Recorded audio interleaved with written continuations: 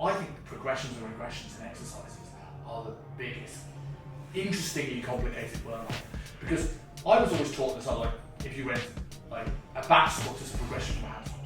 Yeah. Well, is it? That's depends on what you start with: front foot elevated, then floor, then rear foot elevated, then bulk. Which I absolutely disagree with, but I totally agree. You know, our goals and priorities change as our seasons of life change. And you know, and I think I know myself, like, my goals are always changing. I've just finished Crossfit Open, right, which is a 3-week competition, and the last 3 years, being competitive has not been on my radar at all. That's kind of like an old life to me. The last 3 years has been about surviving the pandemic, getting the business through, and training has always just existed, but it's not been the priority. I've pushed myself genuinely hard, to the extent that I used to a really long time. But I just did 3 weeks of CrossFit Open, and I'm like, I love that. I miss the competition side. And I literally finished the last workout on Monday, and I'm like, I want to do a competition. Like, it's time for me to step out into physical discomfort, which I've avoided for so long, because all my discomfort has been personal and professional. And that's been great. I've had so much growth in that area the last 3 years. But I've missed the physical growth. You know, the doing a hard competition or doing some really challenging physical tasks. And I'm like now at a season of life, I never thought I'd get back here. I literally thought I'd kiss goodbyes competing a long time ago. And now I'm like, I want to do it again. I want to push myself harder. I want to stop being soft. I want to, like, put myself into the arena and see what I can actually do as a 35-year-old now. And that's a great example. Like, in this season of life, it's just changed. And you know, working with our clients, they're always changing. And they're evolving, and the reason they come to you in the first place might be so different in 6 months' time. It might be different tomorrow. I think that's what we've got to do, to be constantly probing those questions, because I think it takes a very reflective individual to know really every day, every moment in time, what are their priorities, what do they really want. we spoke about this at the start, about how much reflection we've done in our personal lives and therapy and things like this to find some of these things out.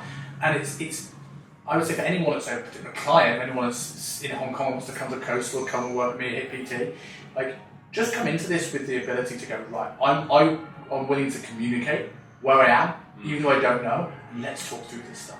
But I'm in that thing I spoke about earlier on about the menopause. The same thing's going on with training. I'm getting to that stage of my life. I fought the Brazilian Jiu-Jitsu that everyone does for a long time. I went and spoke about classes today. I was like, no, I'm a bodybuilder for life. And it's now I'm in this position where I don't really know what I want for my training. I want to be less stiff. I've been left very tight and broken through partly bodybuilding, but also partly, I think my structure just doesn't allow much thoracic extension. I'm just very, very stuck in the position. My breathing has been a problem since I was a kid, hence why my dental is a big issue, hence why I couldn't blow up a balloon until recently, and a 32-year-old man. So I'm working through some of probably 20 years worth of bad programming from breathwork. And like now that is my priority. But it's also, for someone, I know a lot about mobility training, I know a lot about most form of training, but like you when you went into CrossFit, it's like, I know it, I could probably hold my own, but do I really know it? And this is like, now I'm like, where's my next step in training? Where's my new challenge? Yeah. And I think that's quite interesting. And if I'm like that as a coach for 12 years that's done this, that shows that if training is not your top priority, you're going to go through many of these seasons, and that is fine. Yeah. Going into CrossFit and progress, because a lot of things is this, like when someone sees progress, this is how they kind of get hooked on something. And you mentioned competing. How do you measure progress in CrossFit with your athletes? Good question.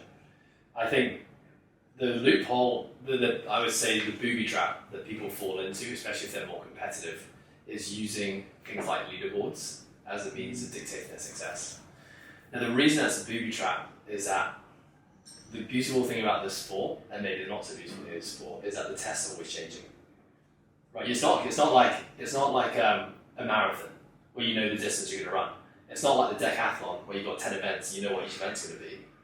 It's every single time you do a competition, the tests are going to change. So you never know. And the individuals change. It's like, how do I compare my bench press to someone with a big rib cage and short arms? Well, exactly. So you know, it's the sport of constant variance. So if you're using something like the leaderboard, so let's just take the crossover, which has just happened here. Maybe last year you did 3 tests which worked perfectly in your favour. You know, you're someone who's better at pulling and pushing at test and pulling workouts. You're someone who's better at a 20-minute time domain than a 10 and had a 20-minute workout, and you finished really high up in the worldwide leaderboard.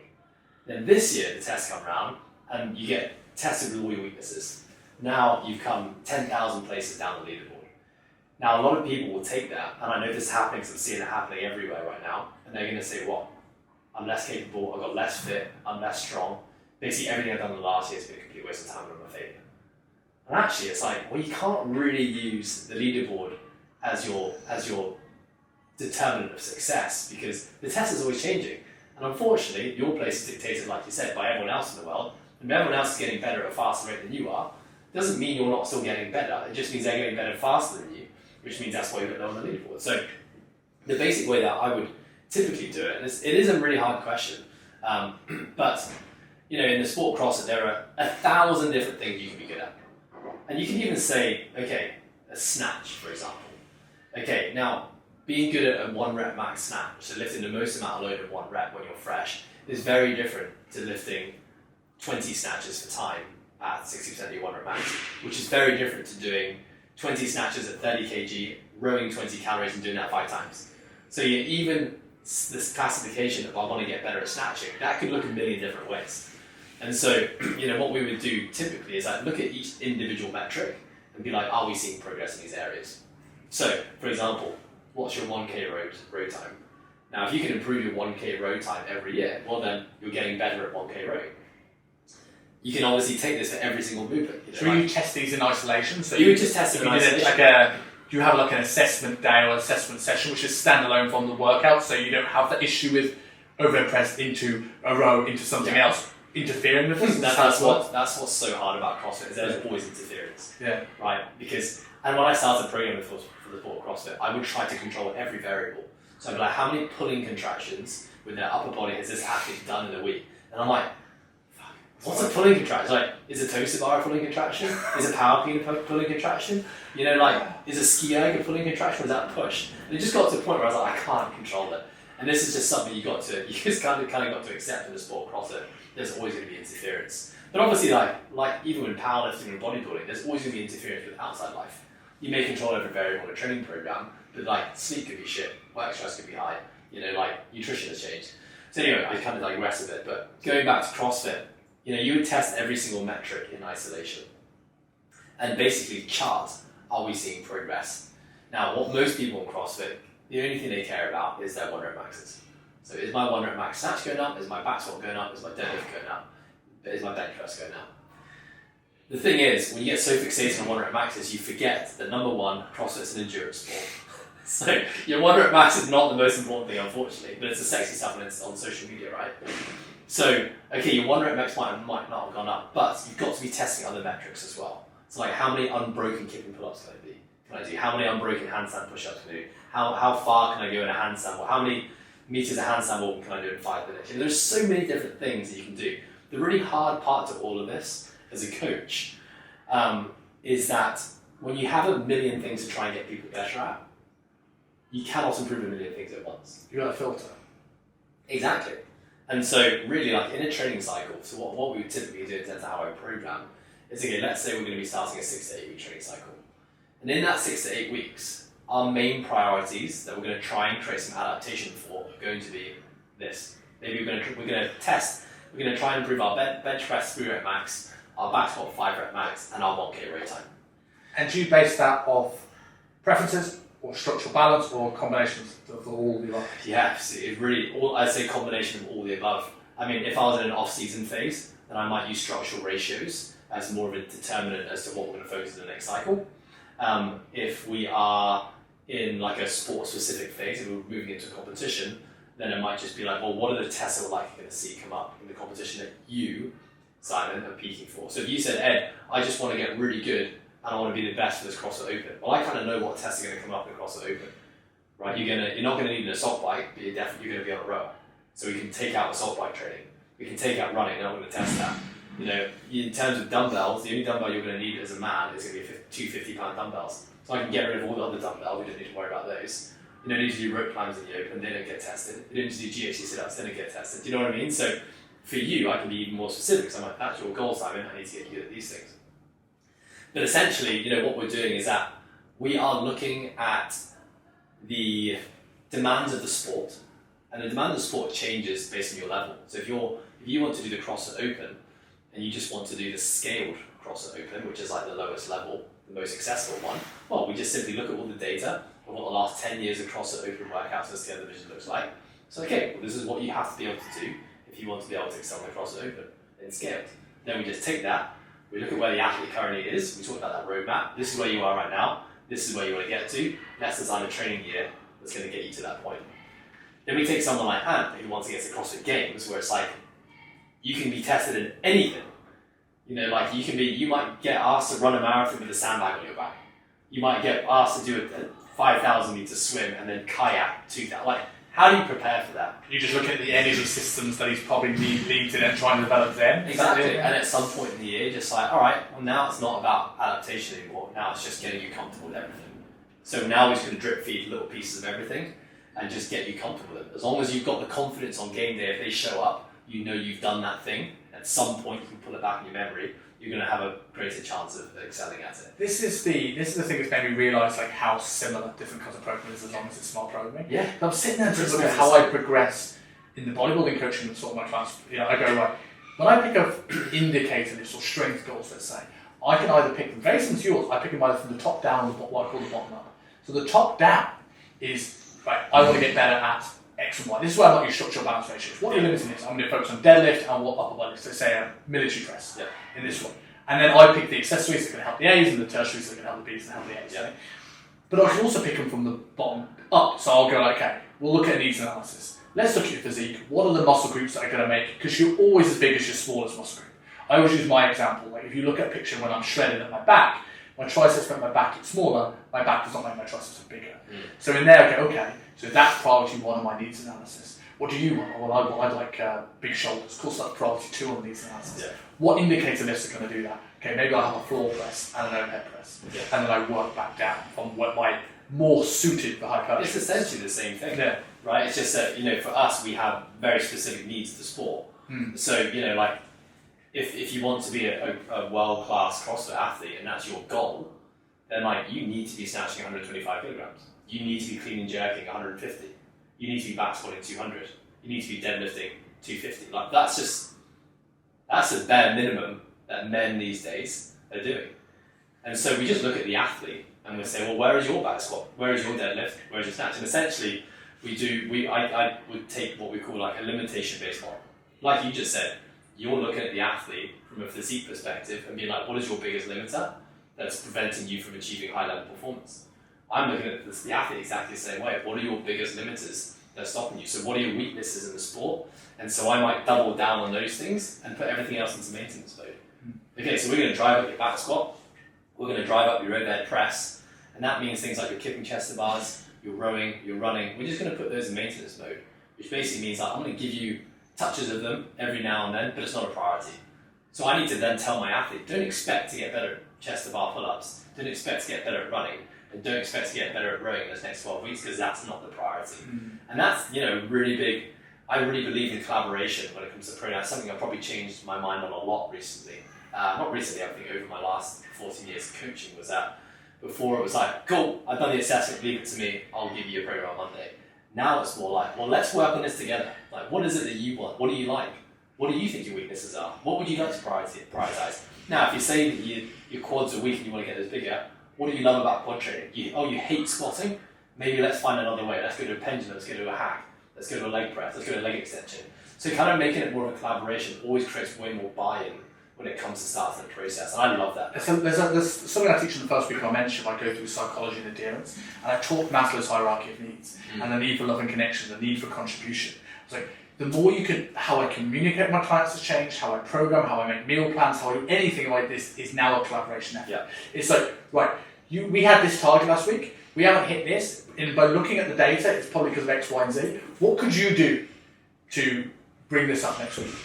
Or when I want to make a change, it's like, cool, so we're going to make a change to nutrition, or we can either increase this much activity or drop this much food. I don't mind, which one do you want to do?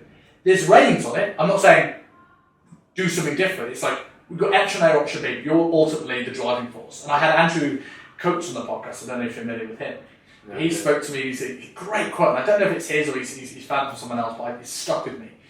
That in a coaching process, if it's a Harry Potter book, our job is to be Dumbledore and our clients are Harry. We are the guide, but it's ultimately their story they're telling. and it's not about us. I think that's a magical quote that really now I remind myself that everyone I'm kind of getting into in my own head about programming, so, or anything in terms of the coaching process. Can I ask more questions? Yeah. What can I find? So just real quick, I think about a quote all the time from John Berardi, he's a guy. He says, be a guide on the side, not a sage on the stage. And I always think about that. The sage on the stage is the person who's just up there, barking orders, telling instructions, here's what you've got to do. The guide on the side is the person who's, the guide, the collaborator. I think ultimately I always think about that in coaching, is that I want to give this person autonomy, ultimately. It's like, I'm not going to be here forever. I don't want you to rely on me forever.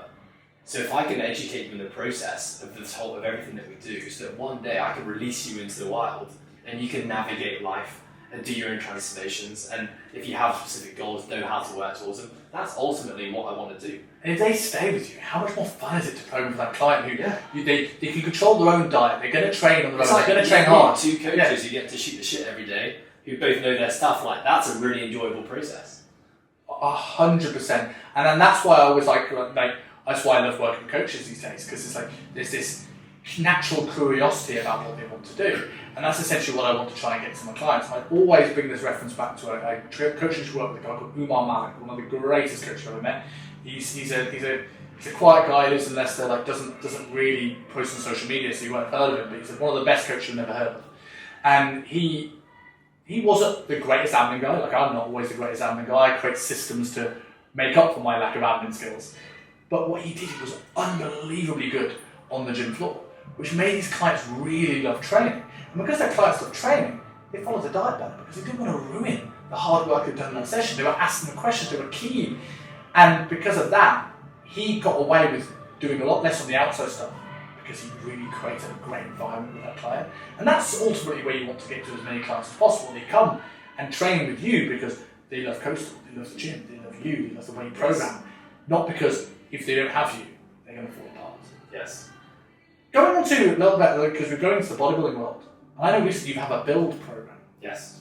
Tell me a little bit about that. Where does CrossFit and bodybuilding blend in this for you? Nice. Well, I'll start with the latter part of your question, because I think that bodybuilding plays a massive role in CrossFit, in the sport. And I think about that from maybe not so much an aesthetic standpoint, although I think about it more from there's two areas I think about it from. Function, which is when you limit yourself to only doing certain movement patterns and certain contractions, the body's just capable of doing so much more. And that's part of what I love about CrossFit, is that something like a bicep curl, which is seen to be an incredibly unfunctional exercise in the CrossFit world, I'm like, you tell me a better way to train your elbow flexors, which doesn't involve your lats in sport CrossFit. There is no way. Or how much does the long head of the bicep involved in shoulder function? Yeah. And how much does an incline bicep curl work in shoulder extension? If you want to get someone ready for a dip, incline bicep curls and decline pressing in your program is going to be a game changer. Exactly, without having to dip, which is important, right? Because that's the thing, it's if we're just dipping all the time, and that's the only thing, we're going to get potentially run into overuse injuries, we're going to create structural imbalance, and like you said, the bicep curl in all those different variations it's so much more than just getting your biceps bigger or improving your peak. And it's not a remedial lift either, so it's you're not hiding it. People are still training their arms. Right. It's like a contralateral split squat.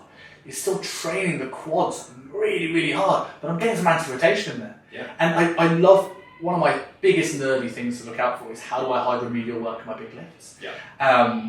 And the point I was going to mention earlier, maybe off on a tangent, I thought it was interesting going on to your talking about almost like progressions and regressions, how you measure progress, and going into a bit of a wormhole with it. I think progressions and regressions in exercises are the biggest, interestingly complicated wormhole. Because I was always taught this, if you went, a back squat is a progression from a hand squat. Yeah. Well, is it? That's the what you start with front foot elevated, then floor, then rear foot elevated, then bulk. Which I absolutely disagree with. I totally agree. Yeah. It's different. And I think high front foot, flat, front foot and rear foot, depending on what you want to challenge. The front foot elevated split squat, the low front foot that everyone does, is a progression one flat. So you're going to do a greater range of motion, but that's a rant I can go on for an hour and a half. No, me too. But it's different. It's just different. But I think when you look at that squat comparison, it's like, is a back squat progression from a hand squat? Well, if your goal is hypertrophy, probably not, because you're just taking away stability. Yeah. And if you've got long beamers and you're hip dominant squat, it's probably a terrible exercise. Yeah. So if you've got that client that goes, I want a balanced physique, your B series are hacks, your B series are pendulums, your B series are split squats, But if I've got the guys already hit dominant squat, and goes, I want the biggest squat possible. I want that 250 squat you mentioned, or 200 squat you said they needed. Well, I'm going to do a load more glute, hamstring, lower back work because that's going to be the demand, and I just plug the holes. Yeah. So progression and regressions, I kind of don't use that term anymore. I don't. I mean, there can be progressions in terms of like complexity and stability, skill for sure. But no, I don't. I used to think I was taught. I think Poliquin probably taught us that way, right? That this is you start here and then you move to here, then you move to here. But it's all just so individualized, and it's just context. It's context dependent, right? I think going back to like bodybuilding. So number one, this is where macro cycles and measuring and planning out your year is so important in CrossFit. So our season for 90% of the world who have not qualified to the next stage of the CrossFit Open, their season's now done. So it's like, what do you do now? Now most gyms are just going to go straight back to 21:59 thrusts and pull-ups. But it's like, for me, I'm like, okay, well we haven't done, because the last 24 weeks has been about peaking people for competition. Our training now is going to look very much not like the sport. So now we're going to be doing dumbbell bench pressing. We're going to be doing bicep curls. We're going to be doing tricep extensions. We're doing rear delt work. We're doing leg extensions. We're doing calf raises. It's like, we're doing all that stuff because all the muscle groups, the joints, the range of motion that have been neglected essentially for the last 24 weeks, we've got to bring those things back up again to create some really good foundations. So if I want to get an athlete better at handstand push-ups next year, we're probably going to go through a phase of dumbbell pressing work through different angles, different grips, because that's essentially the same pattern we're going to train, but it just gives me a completely different stimulus, allows me to train the stabilizers more, allows me to be more progressive with load, because if you do a handstand push-up, you've got your body weight and nothing else, unless you put a vest on you. And it just gives me way more training options, and it makes the training journey more fun. So it's like, for me, I think bodybuilding style exercises, and it's like, I even use that term lightly, right? Because when I say bodybuilding, I think a lot of people think, oh, you're just trying to build really big muscles. It's like, well, you're just taking the exercise that bodybuilding world has popularized, is probably what we see, which is like a lot of isolation, training different patterns of movement, slow controlled tempo, time and attention, using pauses, thinking about strength curves, all that kind of stuff. That's super relevant for CrossFitters. And we've got to think as CrossFitters, this way that I think is that, think outside the box. Think outside of just barbells, bodyweight pull-ups, ropes and rings. And kettlebells. Like, the athlete who can utilize all these other variations of movement, I honestly think is going to be a stronger, more capable, more resilient athlete come competition time. Because at the end of the day, if you're just using a barbell and just training squats to build your quads, like, there are so many positions of the quad that you cannot train with a barbell. And if I can incorporate hacks, pendulums, leg presses, leg extensions, sled work into an athlete's quad training in the off season, that's a quad muscle that's so much more strong, so much more resilient throughout its entire range of motion. So when I get into a back squat cycle and I need to, that athlete's going to be able to handle more loads. Maybe not immediately, but after a bit of specificity, they're going to be crushing it. And I always think podcasts always have this weird tendency to come back full circle. But one of the questions I asked you at the start is about, like, you saw the horror stories and how are you guys different from CrossFit? Yeah. And that is why. Like, that is a breath of fresh air to hear someone who does a lot of programming for a CrossFit gym talk about the importance of isolation. Like, I've heard so many arguments of people who are doing CrossFit saying, why would you leg extensions not functional? The knees function is flexion extension. Yeah. So nothing is more functional than a leg extension. And I think if you can get someone, let's say someone who doesn't pass your assessment, you've now got, if you can get them to get strong in leg extension, get strong in leg curl, get strong in incline hyper, get strong in like more simple squatting patterns. If you bring them all together, all of a sudden you go, well, this might not work, they've never actually squatted. And it's perfect. You never had to teach them a barbell squat because you've got all the individual components nailed. It's now just putting them together. Yeah. And it's a tool you wouldn't have, you just like go under the barbell. It's the same equivalent as what I think when people just start tracking macros on day one. It's like trying to learn Spanish by just saying, go to Spain, work it out. Rather than saying, well, here's an app, here's Duolingo, let's work out this thing, let's learn step by step. Training has to be that way. And I think periodization is one of the things that I think most people, it's kind of been like Gen Pop, no point periodizing with Gen Pop because we have different goals going on holiday. I think it's fundamental to allow you to have those priorities to focus on things, and also from a coach's perspective, like the regressions, filtered exercises for you early on. If you now know you're doing a hypertrophy block with someone because people have finished their yearly season, Now you've got 3 or 4 months where you know what the rep range is going to be, so you know what exercises are going to best fitted. A hack squat over a back squat might be a better fit for these next 3 months because your goal is hypertrophy. And then when you go back and preparing for the CrossFit games, you're like, well, let's get back in the back squat because that's going to be tested. You now know what the rest period is going to be. You now know because you're not going to do 7 sets of 15. Yeah. You know, you're not going to do 30 seconds rest between 5 sets of 5. Periodization allows the rest of the program design to be easier, and that's why I often teach it first with people. Yeah. Yeah, and I think as the CrossFit industry, we don't do this very much. And I think it's just, the laws of specificity, which means that, like, if you want to be good at a certain thing, you need to do the certain thing. I still totally agree with that. But you can't do specificity all year, every year. And if I'm thinking about the long term as well, because I'll say that this approach that I think I like, which is splitting up the season and doing essentially in the off season less specific work, which honestly every fucking sport does. And then as you get closer to the season, you become more specific. It just extends the longevity of the athlete. And that's something I care quite deeply about. And so what I think a lot of people see when they get exposed to this for the first time, there's not many people do it, I would say, but when they sign up to a CrossFit program and they're doing incline dumbbell bench presses at a 3-1-1 tempo, they're like, when's an incline press ever going to be tested? So the rate of adaptation and progress in the actual sport is probably a bit slower, but the long-term gain is so much greater. And that's the thing, I think about myself, this is how I've trained myself really for the last, I've been doing this sport now for 10 years. And when I think back to 2014 when I first started the sport, and all the guys I was competing against at a good level, none of them are doing it anymore. Like, they all got broken, they're all burnt out, they all found something else because they couldn't make it sustainable. And I'm not saying that I've nailed it, but I came into the sport with 3D reconstructions, foreshortened reconstructions, a lot of things that were less than ideal. I'm still loving it, and I feel like I can still do this for 10 more years. And I know this approach, I think this approach that I've taken has allowed me to continually progress from starting at 25 to now being 35. And this is someone, I had 15 years of strength and conditioning background before all of that, so it wasn't like I was getting movie games, So, yeah, I just think about, keeping an athlete, and sorry, as well, to add on top of that, I get so many less injuries now. I've just come out of the competitive season and I feel great. And I'm just not, and I think back to my early days in CrossFit where it was just getting far too much intensity, not balancing out inside what I was doing inside the gym with outside the gym, but also just doing too much CrossFit essentially, and not doing all the other stuff, which is really important, which I had done my whole life before. I just got really broken, really broken, and that's what I essentially did in CrossFit. I think I came into CrossFit having done 10 years of high-level rugby, really smart strength and conditioning, having a very structurally balanced body. Came into CrossFit, fucked it up a lot for a few years, but it gave me the buffer.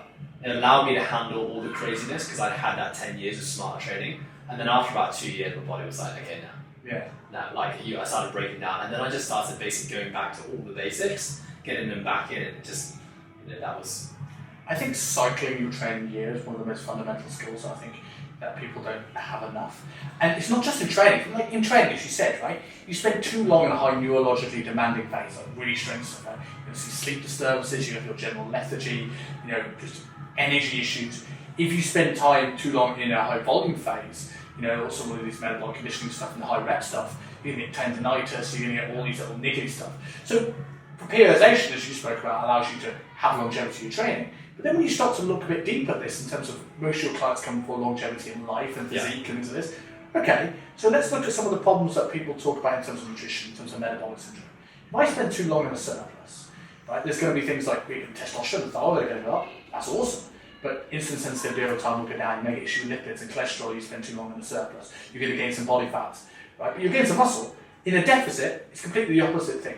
So when you actually look at nutrition, before people say what's a good food and what's a bad food, should be carnivore or keto, how about cycling your calories? Yeah. Now let's piece it together. You're cycling your training, you're cycling your calories. Oh, okay, when I'm doing this phase, this could also be the time where I cycle my calories up. And then we start peeling another layer further. Let's look at life, right? Most people don't want to feel like they want chicken and broccoli year round. There's going to be times where on the run up to a holiday or first transformation where you're going to be in a deficit. You need all the good benefits of being in a deficit. Or in our case, a competition. Well, yeah, exactly. And then you go into, maybe you get into the summer and you go, well, I've got a good body now, and maybe this is my time to consolidate. So I come up to maintenance, I learn to have balance back in, I learn how to couple of pints and a burger back in, as you mentioned earlier on. And then I come into the winter and I'm like, well, I'm going to be covering myself in clothes. This is the time to build my caloric base. This is the off season that you're going into now. Well, let's put on some tissue so I can drive my squat at the next competitive season. So when I started putting together the slides for my 16-week mentorship program, and I had to delve into topics that I've got a working knowledge of that I haven't looked at in a number of years, because I'm doing it, my course is different. It's not, here's my biomechanics course. Mine is teach someone who is from beginner to 3-4 years coach. Even some have got some 10-year coaches in there. But like, how do I give you a working knowledge of everything? How I, for ages, saw my disadvantage was I was a jack of all trades, master of none. Yeah. Now my biggest skill is that I'm a jack of all trades, master of none. Because I can teach people to have a good working knowledge and everything. But going into these and going deeper than a layer deeper than what my students would need to go through, it made me realise that the links and the similarities behind this, and just a cyclical approach to everything, really is the underpinning of most nutritional issues people face, most training issues people face, most motivation issues people face, comes from that cyclical stuff. And now looking back at my training, I've doubled down on periodization. This is why I like the question about asking about how you do your assessments and how you measure progress, because it's like, I can 100% take stuff from the way you do things, and you will understand the performance side of this way more than I've ever looked into. And I think that's fascinating. And it's interesting to see how your approach is very, very similar to that. Yeah, I mean, I totally, the whole cyclical approach, like, going 100% at anything is not sustainable. But I do think it's also important to go 100% at things in your life at some point. You know, and that's why, like, personally for me, I love signing up for a competition because it gives me that, like, I've got 3 months now. I'm going to change up my life priorities so that this is going to be the most important thing. Or it's going to go higher up my list at least. I think CrossFit's good for that as well, right? Because you don't want to be the person that's last. And also, from a physique standpoint, they all have the shirts up and they're all shredded. You know, you said earlier on, I don't know, CrossFit, it's just about performance. Oh, right, because the most performance thing is to be below 10% body fat during this, but they all are. But I think if you've got a deadline that's going to make you be your best in every aspect, CrossFit games is not a bad shout. Yeah, and I mean, it's like you're also accepting by saying that, okay, now it's not about feeling good. Because I want to spend the majority of my year feeling good. Like, I don't want to have crappy sleepless nights. I want to feel energized. I don't want to have low libido. I want generally all my markers in life for the majority of my year to be high. But when I accept a competition, and I'm like, right, the next 3 months I'm gonna knuckle down and train hard for this thing, I'm also saying, right, I'm not expecting those things to be at their highest right now. You know, that's just the cost of admission. The price of admission is that, all right, cool, I'm choosing something physically hard. It's not necessarily the healthiest thing, but this is going to serve me in many other ways, like achievement, accomplishment, seeing what I can physically do, learning about my mental fortitude. And so I think that's an important thing to distinguish as well. Do you think you sometimes need to go to an unhealthy place to actually be overall healthier? Because I think getting to ridiculously low levels of body fat isn't necessarily a healthy thing. Yeah. But the discipline, the delayed gratification, the skills resilience you have, the resilience you have, will make you healthier. Try and push it for your more max isn't, but the love for training that you get from doing these things that maybe aren't healthy will actually make you healthier than the person that's trying to be healthy as their goal. Because I see people that now, a lot of people are going to go into Andrew Huberman. I love the guy. Now people's goals become health. Yeah. And cool, but like we just said, you can't go 100% on everything. Sometimes I feel people slip into the trap of maintenance mode. You know, it's the people that maintain their physique, right? I'm going to use, I'll use you and your brother as an example actually, because by the sound of things, you stay pretty lean and in good shape all year round, right? But I bet you're always pushing hard for something. It's in your training at the very least. Yeah.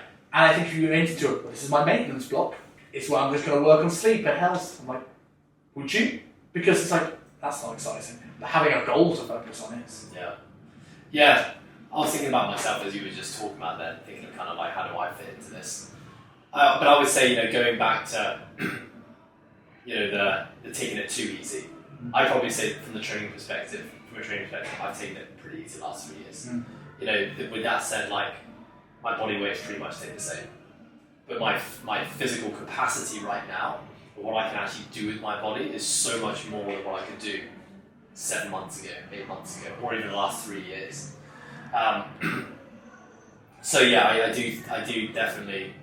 That's because you have done that in the past and gone. It's because I have, yeah. You built the foundations. Yeah, and I do 100% think that it is such a tough dichotomy that I think about a lot. It's like, if you do hard things, is that taken away from health or is that actually contributing towards health? But then it's like, well, what is health? I think sometimes I think about health as like, okay, the person who lives the longest and who's like capable with their body until they're 100. But then I'm also like, it's not really, maybe that's not what everything health should be. Is it about blood markers? Is it about the physical function of my body? And then it's like, what about all the other great things that come from doing hard things? I think that physical function for what? Yeah. Right? Like your bodybuilder. Does it matter if I don't have great overhead range? No. If my goal is to go into a CrossFit Open, I've got to press overhead. Yes. Yeah. But if I just want to feel good and be out of pain and I spend most of my time being a lawyer, then, well, can you be healthy with less? Yeah. It's like a wormhole. It's like, okay, I want to be mobile, but do I want to do the splits? I'm like, no, I don't care enough about the splits to put in the work that I know I need to be able to do the splits. So right now, the standards that I'm using for what I should be able to do is a sport CrossFit. And that means I have to be able to do an overhead squat. I need to be able to touch my toes. There's loads of things I have to do. That's what I love about it, because the sport requires mobility. And before I came to CrossFit, I was the tightest man ever. And so it was something I had to really, really work towards. I would say I currently beat you in that. I was pretty tight, mate. Oh, mate, Can you overhead squat? Absolutely not. With Not a at PVC pipe? Not at all. Okay, maybe you would. Yeah, like we can test this. So you want a YouTube video, you can laugh at me, you want to go around and see how bad I am. But to be fair though, I was pretty tight, probably not far off you, but then I chose a sport which requires aggressive ranges of motion. Yes. So there was a lot of work to be done. And so probably because of where I started, has made me really love the idea of like becoming more mobile. Well, that's where our paths separate, right? Because I think for you found that sport that made you mobile. For me, I had, as I said early on with the breathwork stuff, I had the disadvantages. But then when I had that choice to go into become more mobile, I went down and I'm not hating on it, because RTS I think is one of the best things that's happened to personal trainers, thinking about mechanics and working with the individual rather than everyone just squat, bench, dead, bar should touch your chest, that kind of stuff. But the problem when you teach something, the person teach it, you have a bit Chinese whispers, it goes down, and the people were giving me advice were 4 rungs down from this. So I got to the point where I worked around everything. So I probably got tighter because I just never got myself stronger at these end ranges. And then fast forward 5-6 years, I'm like, oh, I've got to undo 5-6 years. Yeah. And then that's sort of where I am now with the changing priorities. Like, oh, right, I need a new challenge. My mobility has shifted up my priority list compared to just looking good on a photo shoot. Yeah. Whereas 5-6 years ago, I don't care if I get a bit overhead. I'll just wait to read more process. Yeah, I think that's how I feel. It's like I'm always seeking challenge and growth, right? So it's like I don't think I ever accomplished or completed anything. I didn't complete the bodybuilding game, but it was just like I'm just ready for a new challenge now, and that's going back to cycling and training. It's like when the off season comes around, I'm kind of excited to see how much muscle I can put on. So I'm going to take more of a hypertrophy bodybuilding approach for the next 3 months. And I'm going to just not really care about function at all. I don't care about aerobic fitness. I don't care about my mobility. And then I'll probably finish that and be like, okay, what do I focus on next? I want to get back to snatching with lifting. That means I'm going to have to work my shoulders and improve my range of motion a little bit there. So that becomes a bit of the focus. And that's kind of what I like. I like having these different goals. And then I competed in a high rock competition. And I was like, well, what do I need to be good at for high rocks? I don't need to put anything in my head. I don't need to squat other than do a few wall balls. I don't need to hinge. So I'm just going to do a crap load of running and build up my aerobic system and probably get pretty tight through my lower extremities in the process. But that doesn't matter, because that's going to be my focus. And I know I've got enough training consistency over the years past, and I have the tools to know what I need to do to get back there. So that's cool. This next 3 months is just going to be about this new target. And I'm going to do the same this November. I'm going to probably finish this season.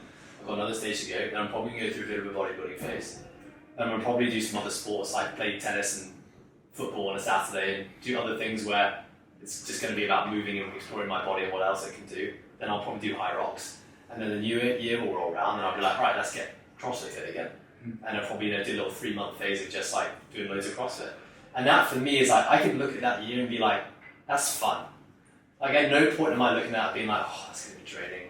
Oh, I'm going to get bored of that. It's like I've got these little 3-month periods where I can have these like, so I guess answering your question, which you asked before, now I'm kind of figuring out the answer, which is like staying lean all year. It's probably because I've always got some athletic endeavour I'm working towards throughout the year. They're just different. So yeah, there will be periods of the year where you probably can't tell, but I'm like, okay, I feel like I'm a kilogram heavier in terms of muscle mass here. I'm a bit leaner here, I'm a little bit more ripped. So I'm more or less always around 83 to 86 kilograms, and most people probably can't tell the difference. And going back to the same thing you said earlier on about trying to improve people not wanting to gain muscle as much as they think they do, and just having that, just wanting not to get fat. Yeah. This is how you do it, and it's finding something that keeps you mentally stimulated, assessing progress, having a different goal, having priorities. So if you can get to you who love the process of training, you don't want to ruin that because you're working hard to do something in the gym floor, so you just tend to eat a bit better than you would have done, then you end up with that long-term physique. And I also think, sorry to jump in, is that we've probably both done the same thing where we've done way too much of one thing and got probably really burnt out from it. So like, whilst it's great for us to sit here and say like, find a way to balance your year and cycle out different priorities, but keep physical movement as the core of your life, which is I think how we both feel. But it's like you've also got to overdo it sometimes. Like you've got to mess yourself up. You've got to do things where you realise actually that's not what I want to do anymore. I've got to change and find a new approach, because that's what I did. I first started CrossFit. I just went all in. I went so deep into it for 2 to 3 years. I just got so broken and burnt out that I was like, there's got to be another way of doing this. And that's kind of how I arrived at the way I do it now. I think people are scared of going backwards as well, right? So I think the problem is sometimes when people, let's say, use bodybuilding example. I put on all this muscle, and I don't want to lose this muscle. So I'm going to keep hammering that bodybuilding thing. And what you've just, there's two things you've kind of just shown there. So one is that, you kind of go into different things and you don't really lose much muscle at all.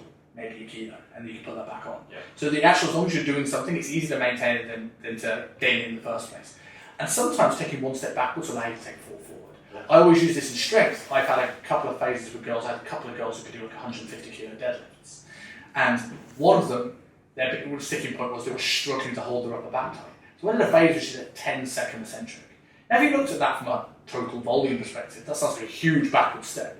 But because she controlled every inch, when I put 120 kilos back on the bar, she now could, and I brought the tempo down to 1-2 seconds on the way down, all of a sudden she could control much more weight.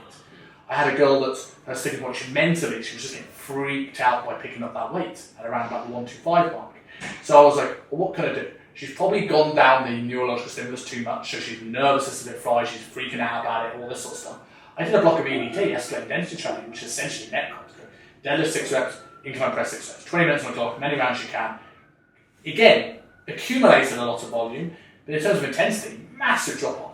But then when I put 130 on the bar, walk up, pick it up, because you got so used to walking and picking it up. Yeah. And I think it's the same thing here. So if you're really burnt out from bodybuilding, the best way to become a better bodybuilder is take 3 months off bodybuilding. So then when you come back to it, you come into it with a much more level of enthusiasm, which means you train harder, and essentially if your goal is to build tissue, training close to failure is the aim of the game no matter what you do. So if you're so burnt out that you're kind of rushing your sessions, you look at the clock, you're getting out the door, you need to take a step back. Otherwise, you'll probably spend the next year not building any muscle whatsoever. Yeah, no, I totally agree with that. I think there's such a big psychological component to it, and if you chase an adaptation for too long, then it can actually just be your mind that's stopping you progressing any further. And sometimes just deload weeks, deload periods, just changing things up completely, taking the focus completely off that goal you're striving for, and then sometimes just throwing it in one day, being like, all right, let's see if you can do it. Suddenly they can do it. They kind of completely forgotten about all the mental blocks they previously had, and they suddenly just are able to do it. I had a great story of that as well. I had a client who I was teaching we had a seminar at PT recently, and we were talking about how to progress to chin-ups. And the reason why I don't like eccentric chin-ups, because it's like saying I want to get a better bench press by doing 110% by 1 rep max on the bench press. And I was like, just get good at pull downs. Yeah. If you get good at pull downs, bring your body weight down. But if you do your body weight for 8 to 10 reps, you'll do a chin-up. Yeah. We can do all this fancy stuff later on, take it from 1 to 5, but just be simple. Never trained this girl I was working with for 2 years to do a chin-up. And we did a photo shoot, and after our first year, and the photographer says, oh, can you do a chin-up? So I don't think so. I was like, okay, jump up, I'll hold you there, and then you get some snaps. She jumped to hold there, she was holding there for 5 minutes, no problem at all. So she comes in the next time, I want to see if you can do a chin-up. Never ever trained it, never even tried it. And she was like, oh, well, I won't be able to do it. I'm like, well, you held yourself there for so long, I reckon you can. She banged out like 9. Never, we just got her strong at the basics, and then we're like, okay, well now you can do this. And I think that it's such a psychological component, but also it doesn't, for any coach listeners, programming doesn't need to be complicated. The basics really, really, really do. And that's why CrossFit gyms should have a cable pull down machine, by the way. I agree, and yet I've never seen one. I'm presuming that your gym is going to be the first. We have one, yes. Of course, there we go. And that is another breath of fresh air. Bicycles, leg extension, the cable pull down. Yeah, so we've got a cable column, cable row pull down, leg extension, ham curl, and a leg press. And I mean, I would love so much more. Trust me, like there is so much more I would love. I would love to have just a fully decked out Atlantis bodybuilding gym and a CrossFit gym next door. I was at a gym in London that's literally it's like two warehouses next to each other, and literally one side was CrossFit and one side was complete awesome bodybuilding equipment. That's a dream. And I'm like, that is amazing. Yeah, I mean that's honestly, and that's how I would love to be able to run group classes in a bodybuilding style gym. Yeah. That would be so sick. Yeah. I think we've gone through a lot of programming stuff now, and we said this is an episode where it's going on both shows. Like we weren't sure how to start this episode. How do we end it? Like I say, where do people find out about you? But like this is your building. So for people who are listening on my show, and you can see this amazing setup we've got here, we've talked about how good your CrossFit gym is. Tell us about the process program. Tell us about Coastal. Tell us about what you offer, and do your plug. Yeah, your own show. Cool. So best place to find me, I think probably be Instagram at Ed_Haynes_coach. This is so weird me saying this because it's not in my podcast. I know. I'm going to give you a huge compliment here, though. By the way, I think your branding on Instagram is absolutely superb. Oh, thanks, mate. Like for a while, like looking, it's like this guy's got like it stands out. It looks super professional. Like again, if you're listening to this being part of the Process podcast, then you're going to go, shut son, I know this. If you listen to my podcast and not followed Ed on Instagram, go follow Ed on Instagram because it's really, I've learned a lot about CrossFit training from it. So definitely a shout out to that. Oh, thank you so much. But what's the handle? Because I interrupted you before you said. Sorry. It's Ed_Haynes_coach. Yeah. No, I just do really appreciate the compliment, and I don't think we show each other love enough in this world. So thank you very much. My podcast is very, very commonly a shout out platform. Nice. The amount of people I shout out is absolutely ridiculous. That's awesome. Good job. So obviously we have a podcast, the Process podcast. I will be found probably here most of my time at Coastal Fitness in Hong Kong, North Point. We have an online coaching platform called the Process Programming. We work with individuals and groups. Our main programs are CrossFit orientated, so we have different levels within that, and we have our build program, which is really to look good, feel good, function well. That's the priorities of it. So kind of like a hybrid between a bodybuilding and a CrossFit program, I would say. What else? I think that's about it, to be honest. You have apparel as well, right? So we have apparel here. So we did used to have an apparel company, and we've recently just put that on pause. Okay. The pandemic made that tough. Yes. And we had loads of beautiful, elaborate plans. Learned a ton. Don't regret any of it. But for the time being, the focus is going to be Coastal and Process. Nice. If you do open that again, I will definitely go and buy a t-shirt. Awesome. Right? Again, very well branded, I would say. Thank you. Truly an entrepreneur, researching you for the podcast with a gym and an online program and the branding company and the power. I'm wondering what else is coming next over the next couple of years. Yeah, big things. That's an interesting one. I think, the reason I said yes to the apparel company, it was actually a friend of mine, one of our members who pitched the idea to me. And I was like, I don't know anything about apparel, if I'm honest. I wouldn't even really say I'm a fashionable guy. But I'm like, this is going to be cool. I get to now start a new business, having run a business now for 12 years. I'm going to probably do this completely differently to how I set up Coastal. How many years old? Yeah, we're 14 years now. That's amazing. Yeah, pretty crazy. So I'm like, I'd love to take those lessons of running a business for that long and see what I would do if I set something new up. And I'm just going to learn something. That's really why I came into it, just to be like, this is a great opportunity to learn. But throughout that process, what became really obvious to me is really what my passion is, which is coaching and educating. That's really that's my flow state. I know it's your flow state as well. It's like what I get so much fulfillment doing. And so, my biggest takeaway from that lesson was I want to go all in on what I'm doing right now.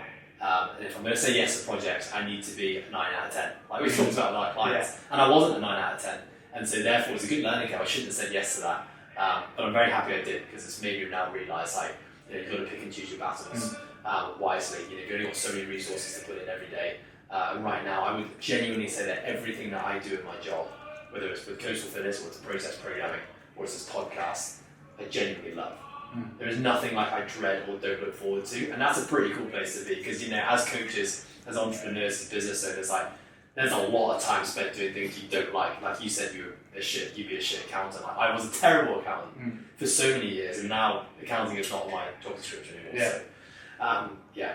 So, So do things that you love. That's very much where I'm at. I agree with that. Couldn't agree more. And let me flip the question back to you, Simon. Tell me about you and where people can find you. So the main thing is probably Instagram, which should be at Kingsley Dutton. As we spoke about before we came on air, my name is Simon, but Kingsley is my middle name, so I don't sound too Jamaican. But at Kingsley on Instagram, easy to find. That's where you find most stuff about me. I also have a podcast as well for the people who are listening on the other side of the coin, which is the Self-Made Podcast, which you'll find links to on my Instagram, as well as on YouTube, Apple, Spotify, and wherever you like to get your platforms from. Even at Pandora, I have a podcast platform. Didn't know that was the case. But yeah, and that is absolutely my pride and joy. You know, I said about the podcast before we clicked record that it was a passion project for multiple years. And now, with an upcoming move back to the UK in June, maybe a little bit more spare time on my hands, it's going to be a massive focus on where I go moving forward. So they're sort of the main things about me. And as regards to anyone who wants to, you know, if anyone likes what I've been chatting about and don't think this guy is an absolute annoying moron, I run a 16-week coaching confidence course, which there are 2 to 3 intakes a year. The next one will be in the summer, which is a 16-week course that teaches you all the working knowledge of everything you need to be a great coach, as well as one-to-one mentoring. We've also just launched a self-paced course via HIT PT, where I work here in Hong Kong, which is going to be literally a level 1 of teaching coaches. We're going to do a level 2 and a reverse dieting one, is the aim before I leave Hong Kong. So that's going to be other courses that we can look at. And if you're in Hong Kong and you want to train maybe for bodybuilding rather than the CrossFit side of this, I'm at HIT PT in central Hong Kong, and that's where I do all my one-to-one. So that, essentially, I do a lot of stuff. But that's in a nutshell. Yeah, I do just want to say, you know, in return, like, you know, I think you do some great stuff on social media as well. And I would say, you guys over at HIT PT are just doing some fantastic stuff. I mean, James has been on the podcast as well. I know Josh, and just everything I see you guys do is super legit. And I say I'm a big shout out podcast, but like hands down, by the way, for talking about my friend Umar is one of the best, smartest people you'll not know. James Campion is one of the nicest dudes I've ever met in the industry. And he deserves all the praise and credit in the world for what he's created, both at HIT and the rest of the team, Josh, Karen and the works, and Kevin has done a really good job as well. But I've never been in an environment where it's so friendly and so welcoming, and James is a huge part of that. So literally, if you're in Hong Kong, come and check out Coastal. This gym is absolutely amazing. Come and check out HIT. Both gyms are incredible environments. Definitely more. Simon, on behalf of the Praise Podcast, thank you so much for being here. Thank you for the idea, for reaching out. Really enjoyed the conversation. I knew I would, and I'm sure we're going to stay connected for many moons to come. As I said, like I love chatting programming with people. It's one of my favourite topics, and you don't see that much in Hong Kong. I followed your work for a while. I'm like, how have I not actually had a proper conversation with this guy? Considering I followed on Instagram probably since I just moved to Hong Kong. So it's been an absolute pleasure. You are as smart on the topic as I thought you were, which is always good to see. So thank you for the invite. Cheers, bro.